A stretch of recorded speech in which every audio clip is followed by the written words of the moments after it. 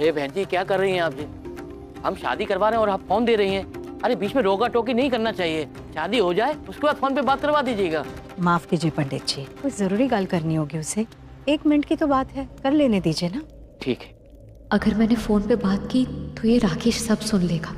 वैसे भी उसे पता तो चल ही चुका है कि मैं राजीव से शादी करने के लिए यहाँ बैठी हूँ, इसलिए फोन से ही मैसेज कर देती हूँ।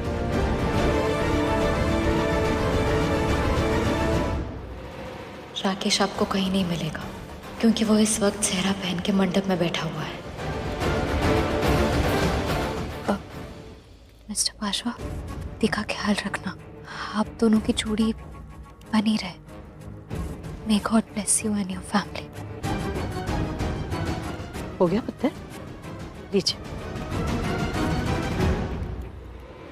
मुझे गलत लगा था कि ये होश में है, पर ये तो बेहोश है। तभी नीति का नाम लिया इसने। इसे यही लग रहा है कि संजू और नीति की शादी हो रही है।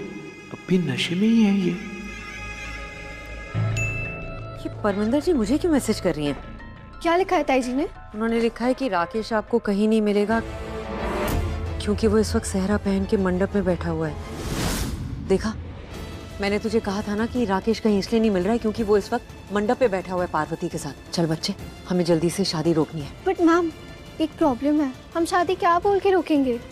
अगर वो राकेश पकड़ा गया तो पार्वती दी भी पकड़ी जाएंगी ना। यू आर राइट यार, कुछ तो सोचना पड़ेगा। देख, यहाँ सबसे बड़ी प्रॉब्लम ये है कि मंडप पे राकेश सिर्फ इसलिए बैठा है क्योंकि संजू मंडप पर नहीं पहुंचा। इसका मतलब है किसी ने संजू को गायब किया है। डेफिनेटली वो राकेश ही होगा। तो सबसे पहले हमें संजू को ढूंढना होगा ताकि हम संजू और पार्वती दोनों को मंडप में बिठा पाए। ठीक है, हमें जीजू मिल भी गए तो भी हम राकेश को कैसे उठाएंगे मंडप से, और जीजू को कैसे बिठाएंगे उसकी जगह? जब राकेश संजू को गायब करवा सकता है तो हम भी तो राकेश को गायब करवा सकते हैं। अब इस शादी में दूल्हे की अदला बदली करेंगे हम। मैम, ऐसे कैसे दूल्हे को बदल देंगे हम? एक और मैसेज आया। क्या लिखा है? लिखा है राकेश को जल्दी से जल्दी यहाँ से निकालो। चल बबली, हमें जल्द से जल्द राकेश को वहाँ से हटाना है और शादी रुकवानी है। पर ऐसे सबके सामने हम कैसे राकेश को हटा देंगे? कुछ सोचा है आपने? सोचा है। अब इस शादी में एक नई रस्म इंट्रोड्यूस करेंगे हम। तू बस चल।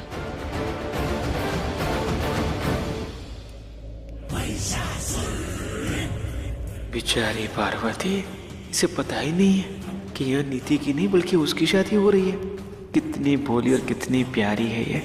जिसने भी इसका ये हाल किया है उसे शादी के बाद ना मैं छोड़ूंगा नहीं। बस शादी पूरी होने तक होश में मत आना मेरी पारो।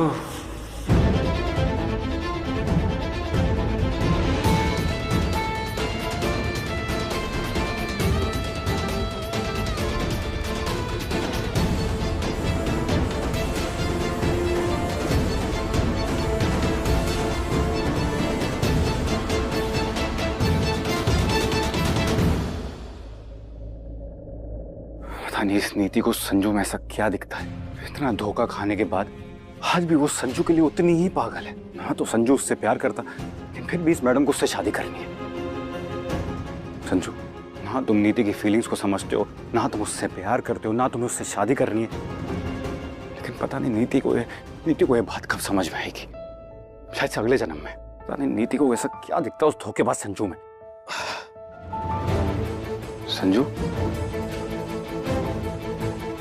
तो अभी मंडप पे था ना? विक्रम अच्छा हो तुम मिल गए। तुम यहाँ क्या कर रहे हो? तुम तो मंडप पे थे ना? वही विक्रम, अभी मैं चीजें समझा नहीं सकता हूँ।